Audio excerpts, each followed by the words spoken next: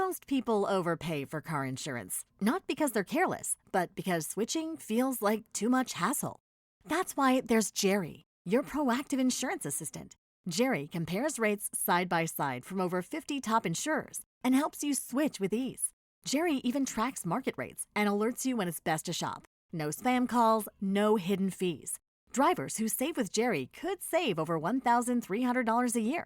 Switch with confidence. Download the Jerry app or visit jerry.ai/Libsyn today. That's JERRY.ai/LIBSYN. Ryan Reynolds here from Mint Mobile with a message for everyone paying big wireless way too much. Please, for the love of everything good in this world, stop. With Mint, you can get premium wireless for just $15 a month. Of course, if you enjoy overpaying, no judgments, but that's weird. Okay, one judgment. Anyway, give it a try at mintmobile.com/switch. Upfront payment of $45 for 3-month plan, equivalent to $15 per month required. Intro rate first 3 months only, then full price plan options available. Taxes and fees extra. See full terms at mintmobile.com.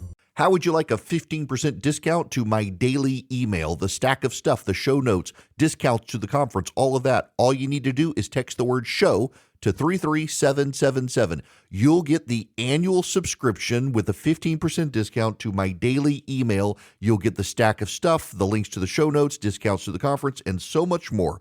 All you have to do is text the word show, SHOW, to 33777. Text show to 33777.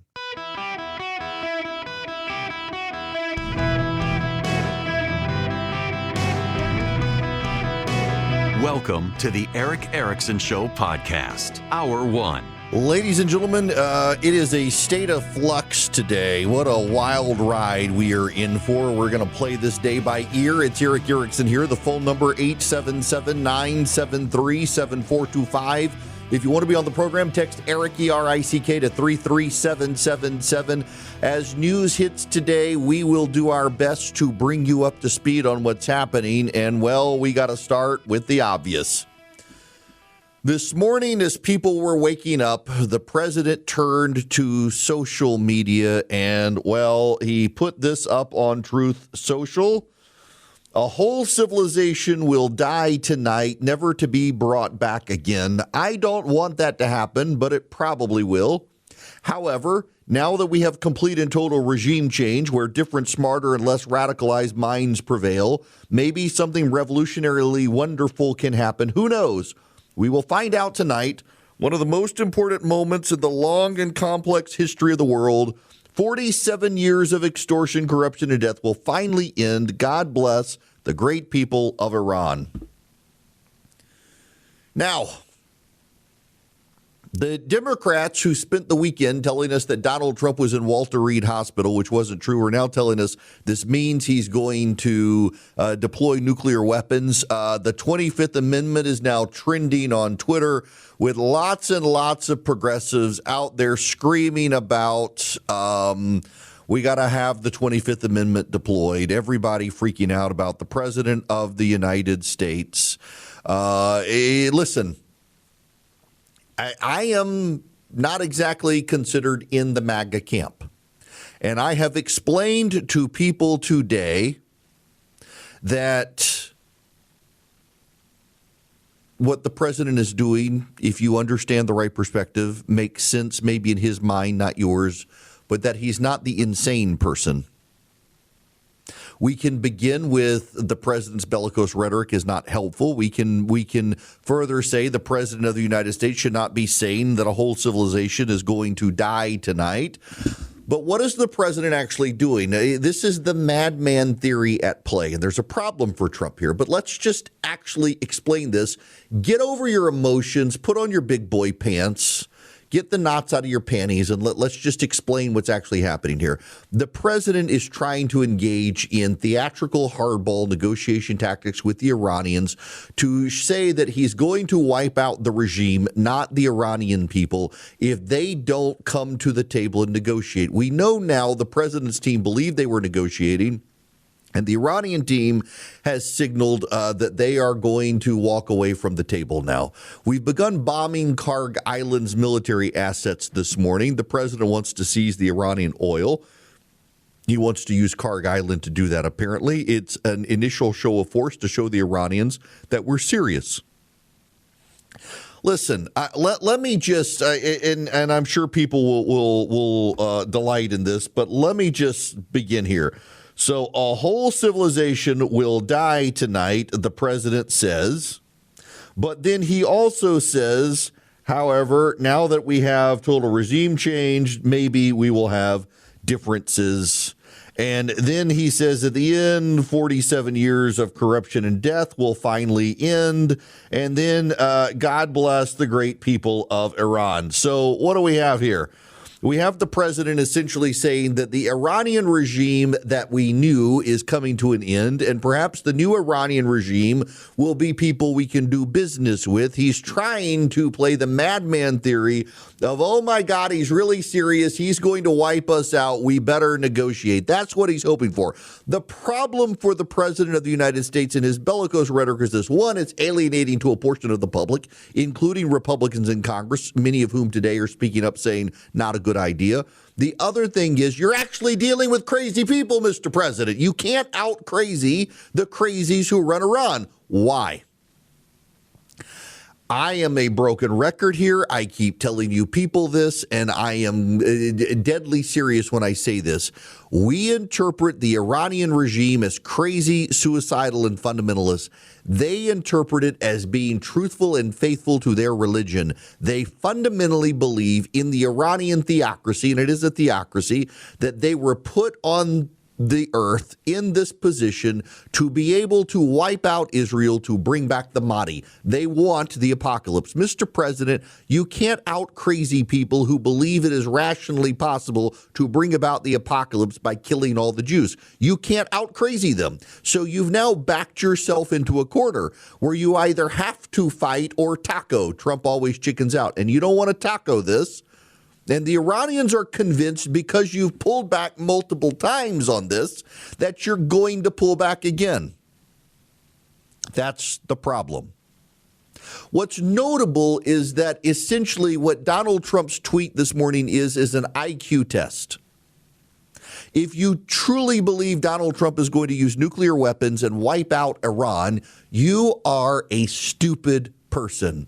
And I need you to understand, if you saw the president's tweet and you interpreted the president's tweet as he's going to use nuclear weapons and he's going to wipe out Iran, you are stupid.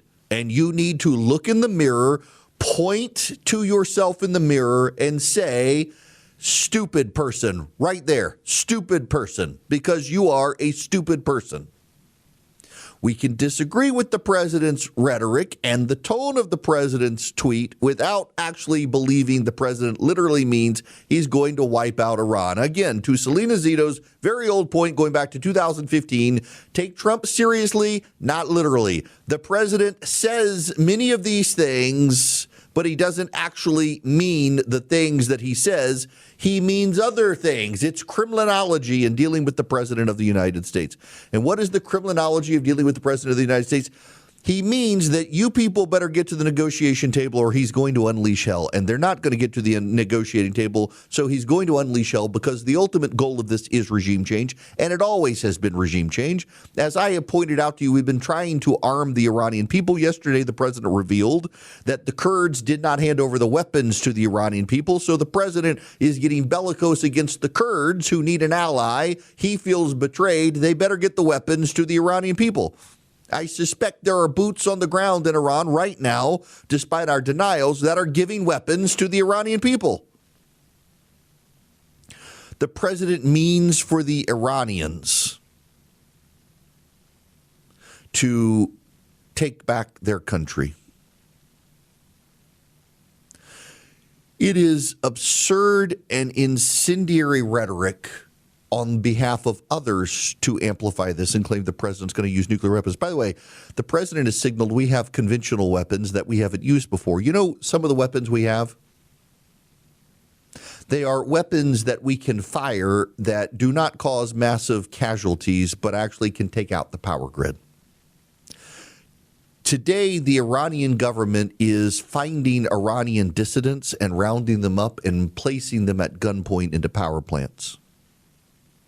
So if we blow up the power plants, we will have blown up Iranian dissidents who would otherwise be on our side. That's happening today. The Iranians are rounding up the children of people opposed to the Iranian regime and putting them in power plants. We have the capability to destroy the power plants without actually physically blowing them up and killing people. The Iranians are about to find that out. Also, the Iranian IRGC actually has separate power plants off the main grid, small plants tied to some of their facilities, and we haven't blown those up, and we could, without taking out the civilian power grid. By the way, the civilian power grid in Iran is deeply unstable. They lose power all the time. That's why the IRGC has a separate power grid for their facilities. And I shouldn't say grid, it's separate power plants tied to specific facilities. Now, for those of you who are screaming war crimes and screaming international law, George H.W. Bush, when we invaded Iraq in 1991, bombed power plants and sewage treatment facilities and bridges, and none of you screamed war crimes. George W. Bush, when we invaded Iraq in 2001 and Afghanistan, bombed power plants, bridges, sewer facilities. No one screamed war crimes except the unhinged left. Now they're screaming war crimes in international law. You know what international law is? It's where the bunch of weak-kneed Europeans go to say that the overly aggressive Americans are being meanies.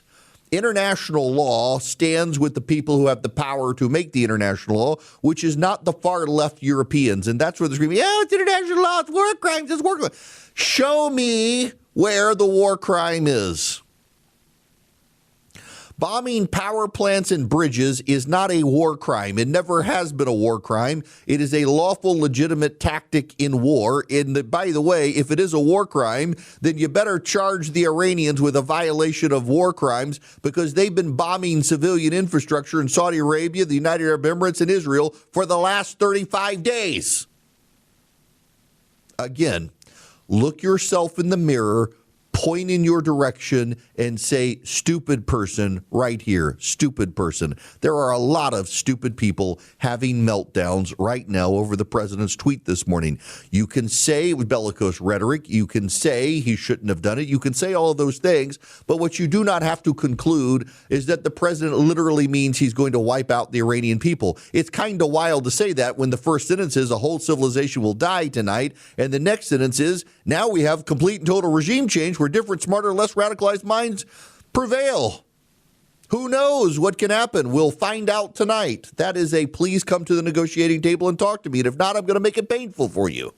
Legitimate. But then you've got that idiot neo-Nazi guy who goes on Tucker Carlson, Daryl, what's his name, the supposed historian. This is his tweet.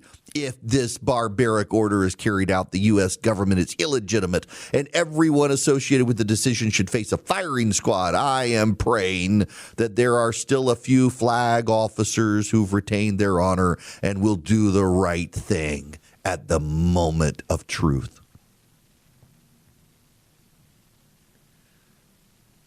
Y'all, we have a lot of morons who have social media accounts who puff themselves up and then descend into a puddle of tears when they don't get their way.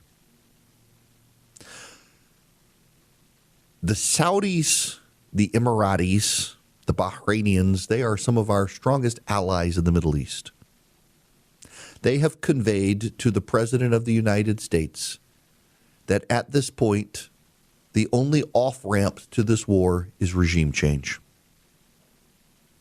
The fact that the Israelis are not leaking is a sure sign that the president and Benjamin Netanyahu see eye to eye on the matter right now, and the Israelis are not trying to use the press to persuade the president.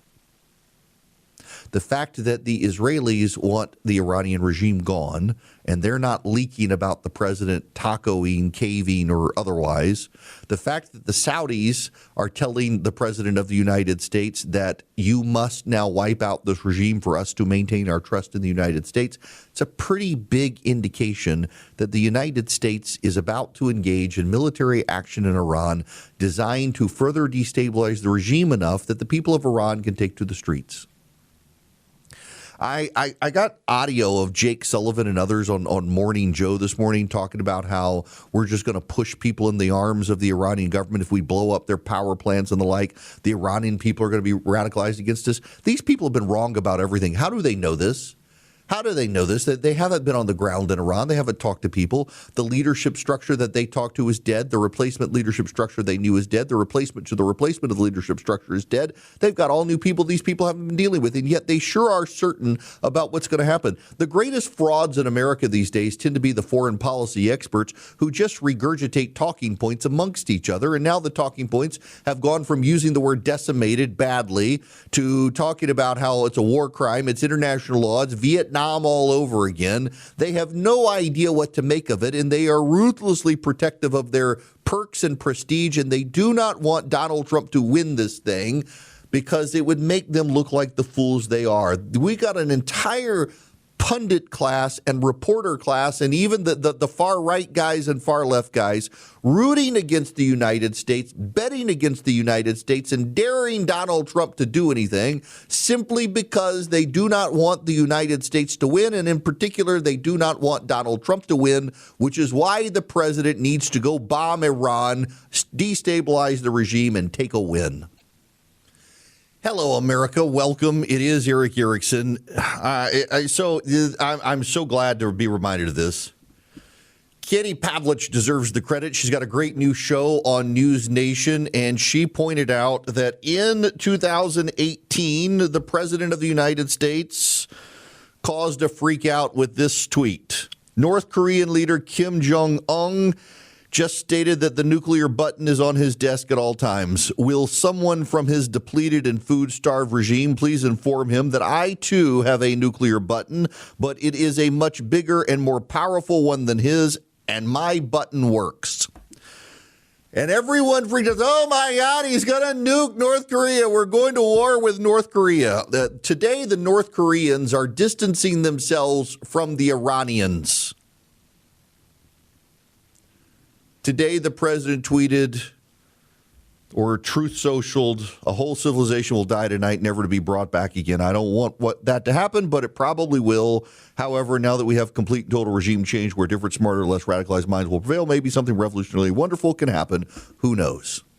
Oh, my God, we're going to have nuclear war. He's going to drop nukes on Iran. The hysterics freak out every single time. Did he drop nukes on North Korea? No. And now the North Koreans are walking away from the Iranians. Is he going to nuke Iran? No, he's not going to nuke Iran. Grow up. You people have become so stupid. It's not actually going to happen. There will be no nuclear weapons dropped on Iran today. And people are like, how do you know? Because I'm a smart, educated human being who does not have brain rot or Trump derangement syndrome. I call it like I see it, sometimes for him, sometimes against him. But you people can't process anything without thinking the worst because you become stupid. Now, let me tell you about Swiss America. They can make you smarter when it comes to the global economy and trade. I see oil barrel prices are up, but actually down from where they were this morning. The Dow is down, but not as down as far as it was this morning. Things are heading in the right direction. Swiss America can keep you educated on all of this. And gold and silver prices, you can even buy gold from them. I bought gold coins from them. You go to SwissAmerica.com/Eric, SwissAmerica.com/ERICK. Sign up with Swiss America today, and they can educate you. They can send you their report, The Secret War on Cash, talking about how the government's trying to control your purchases and steer you towards using plastic instead of hard currency or crypto. They can give you all the news and views you need on what's happening so you're smarter than your friends and you are able to react faster than your friends to the things that are happening in the markets. They can also get you their podcast, Swiss America Trading on YouTube. The links are all there at SwissAmerica.com/Eric, SwissAmerica.com/ERICK. Sign up today with Swiss America, get the report for free, and get educated and be smarter than all your friends and neighbors. SwissAmerica.com/Eric. Tired of your car insurance rate going up, even with a clean driving record? You're not alone. That's why there's Jerry, your proactive insurance assistant. Jerry compares rates side by side from over 50 top insurers and helps you switch with ease. Jerry even tracks market rates and alerts you when it's best to shop. No spam calls, no hidden fees. Drivers who save with Jerry could save over $1,300 a year. Switch with confidence. Download the Jerry app or visit jerry.ai/Libsyn today. That's JERRY.ai/LIBSYN. Well, we got the Donald Trump tweets, and then we've got all the propagandists on the other side, including the Tucker Carlson meltdown over the president's Easter tweet, which was interesting. Let me tell you first about Rinnai. In fact, listen, this is very important if you are interested in getting the Rinnai water heater. They've got a $500 rebate that you can get, and I want to give you the details on this because I love my tankless water heater from Rinnai, and if you're thinking about one, Rinnai, they joined as an advertiser this year. I've had my water heater for about 2 years now. They've got a $500 rebate just for you guys. You got to be listeners of the Eric Erickson Show. Here's what you do. You homeowners only, not businesses, just homeowners. You got to purchase and install by June 30th, and it's real simple. You go to talkingtankless.com. You click on the consumer rebate page at the top of the page. It'll take you to the Rinnai rebate page where you need to enter some basic information to get it all set up. Once you're set up, search for the Eric Erickson consumer rebate and enter the passcode ERIC, E-R-I-C-K, to access the rebate. You got to have it installed by June 30th to get your $500 rebate. It's talkingtankless.com. That's the website, talkingtankless.com. By the way, you can even locate a trained plumber to schedule your installation on the website. Do your family a favor. Go to talkingtankless.com. Learn how you can enjoy endless hot water today. You'll be glad you did. So you go to talkingtankless.com, click on the rebate button, look for my rebate, the Eric Erickson consumer rebate, and then you put in passcode ERIC, E-R-I-C-K. You get $500 off. Purchase and install by June 30th. Homeowners only. Get your tankless water heater from Rinnai today. Thank you, by the way, to Rinnai for doing that for my listeners. Nobody else is doing this. You got to listen to Eric Erickson to be able to get this, and it's worth it. Okay, so I want to play this video for you. I've hesitated to play it, but we might as well go there. Tucker Carlson is going after the president of the United States now in multiple ways. He's more and more not an ally. He has on a guy, I'm not going to play you this clip, of some hipster dude with the standard hippie pastor hair, claiming that Christianity is socialist, which is nonsense. It's actually not. Jesus says, render unto Caesar what is Caesar's, and also thou shalt not covet is one of the 10 commandments. It is inherently not a socialist religion, but according to this guy, the Tucker's platform, and it is, but Tucker is also, well, he's really, really, really, really, really upset with the president of the United States because the president of the United States has decided to criticize Islam. Who do you think you are? You're tweeting out the F word on Easter morning?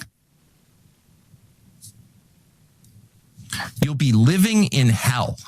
Just watch. Praise be to Allah. So obviously you're mocking the religion of Iran. Okay. If you seek a religious war, that's a good idea. But by the way, no decent person mocks other people's religions. You may have a problem with the theology. Presumably you do if it's not your religion, and you can explain what that is. But to mock other people's faith is to mock the idea of faith itself. And we should never mock that, because at its core is the acknowledgement that we are not in charge of the universe. We did not build it.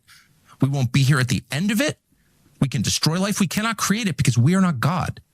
The message of all faith at the biggest picture level is the message in our Bible, which is you are not God. And only if you think you are do you talk this way.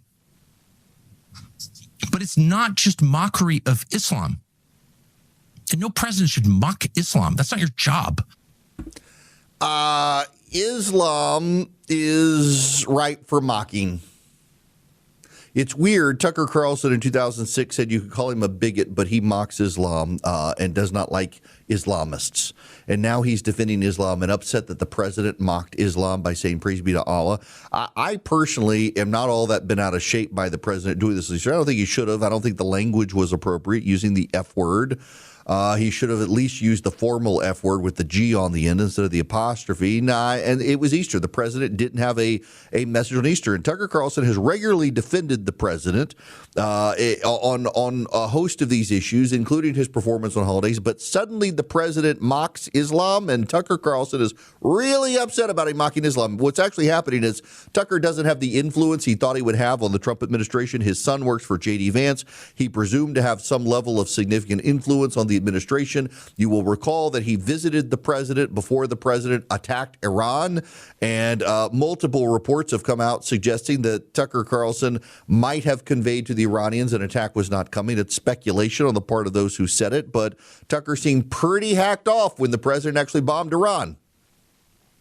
In fact, what we're seeing on the Woko Haram of the left and the right is they really don't want this president to win. Now, this gets to something that I wrote this morning. Let's actually be honest about the situation in Iran, because there are actually some problems here. So first, I mentioned to you yesterday the president wanted to supply arms to the Iranians. He ran the arms through the Kurds. Now, he didn't say the Kurds yesterday, but that's who he was talking about. The Kurds liked the weapons and decided to keep them for themselves, and the president is furious with the Kurds. The president is attempting to arm the Iranian people. In fact, let me see if I can pull up this clip real quick to play for you just to be able to set this for you. Doing this on the fly because I am a professional. This was the president yesterday at the Easter egg roll on the south lawn, or the south lawn of the White House. How is it taking care of the Iranian people if you're bombing? Yeah, who you with? Who you with? Yes. Well, that's a radical left group of lunatics that you're with. Let me just tell you, very fair question. The Iranian people, when they don't hear bombs go off, they're upset. They want to hear bombs because they want to be free. And the only reason they're not out protesting, you know that, is because they were informed that if they protest, like the wrestler and his friends, if they protest, they will be shot immediately. And that's an edict, that's in writing.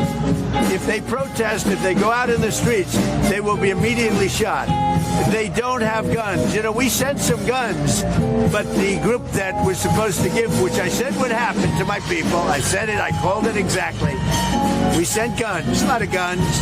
They were supposed to go to the people so they could fight back against these thugs. You know what happened? The people that they sent them to kept them because they said, what a beautiful gun, I think I'll keep it. So I'm very upset with a certain group of people, and they're going to pay a big price for that. But the Iranian people will fight back as soon as they know they're not going to be shot and as soon as they can get weapons. If they had weapons, not many of them, if they had weapons that would go in the other way, and you know what would happen? Iran would give up in 2 seconds because they wouldn't be able to take it. But in Iran, they have absolutely no weaponry, and they've been told point blank, if you come out to the streets, you will be killed. As of this morning, and we have this on pretty good information, 45,000 protesters have been killed. Pretty bad. That was the president. He clearly understands that you give the Iranian people weaponry, it begins to internally destabilize the regime because the regime has kept the Iranians weaponless. Unless you support the regime, you can't have a gun in Iran.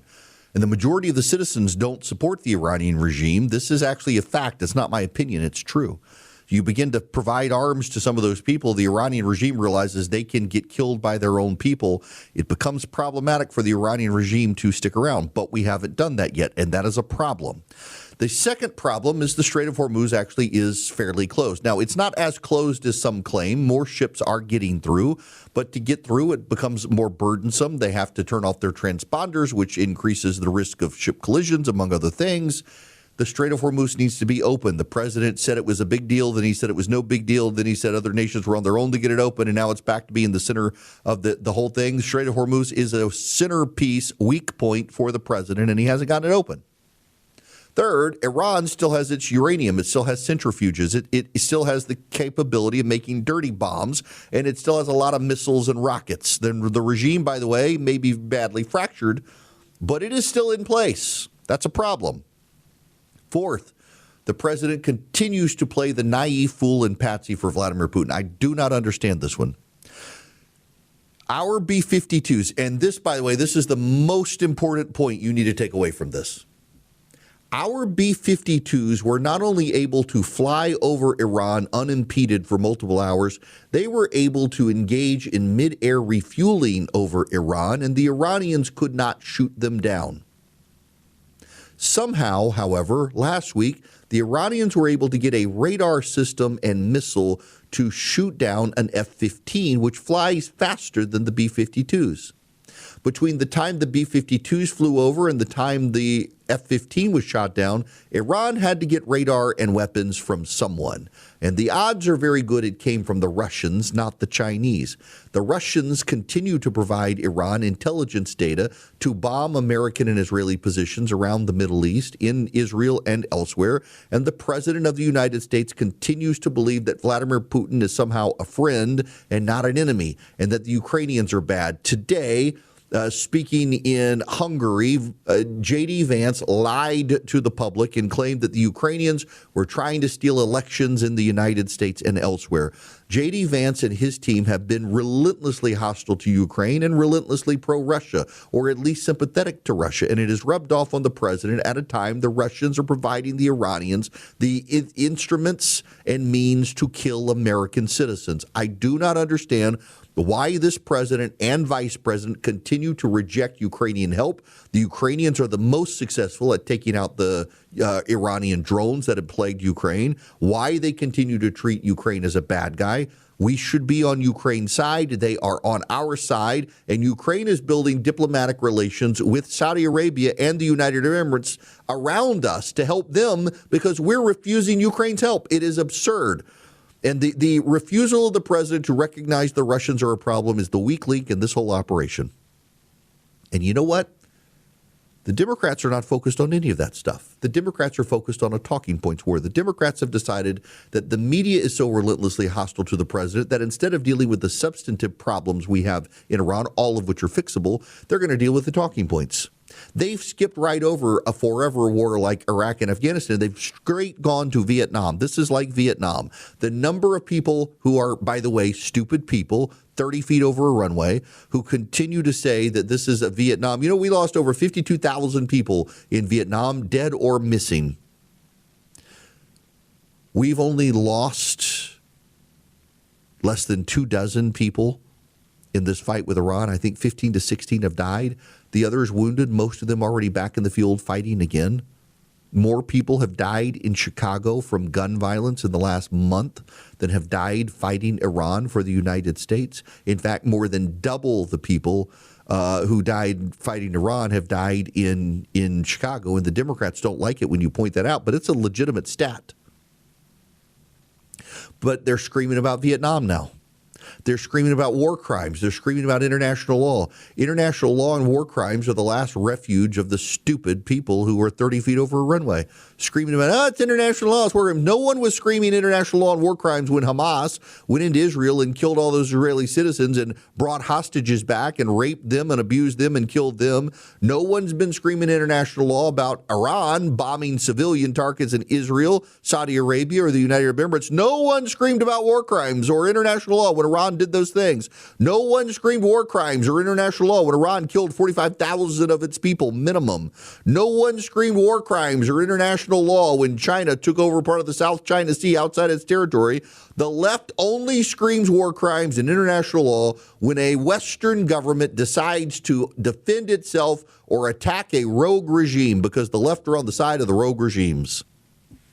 Absolutely bizarre.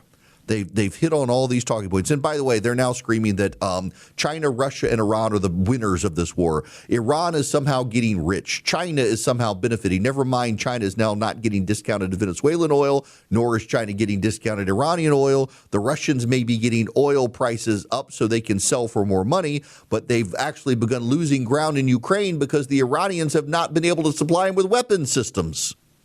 But somehow all of the bad guys are winning the war because the Iranians keep dying. I've never seen a war where the leadership and bad guys continue to die, and the interpretation from the press and the Democrats is, they're winning now. Kill 10,000 more Iranians and they'll have won the whole world, according to the press. That's how bad the coverage is. Over the last 35 days, we've wiped out Iran's Air Force and Navy. We have crippled their leadership. We've crippled their ability to coordinate responses. We've crippled their ability to launch effective counterattacks. We've driven a lot of them into hiding. We still have more to do. And yet the left and the far right are all bad-mouthing the president and the United States because at the end of the day, they all hate American leadership in the world. And by the way, this is why the president must engage in regime change now, because all of these people have kept moving the goalposts so far. It's now defined that Iran will have won the war if they stay in power. So you really want them to lose the war, Mr. President. Get rid of the regime. It's what you want to do anyway.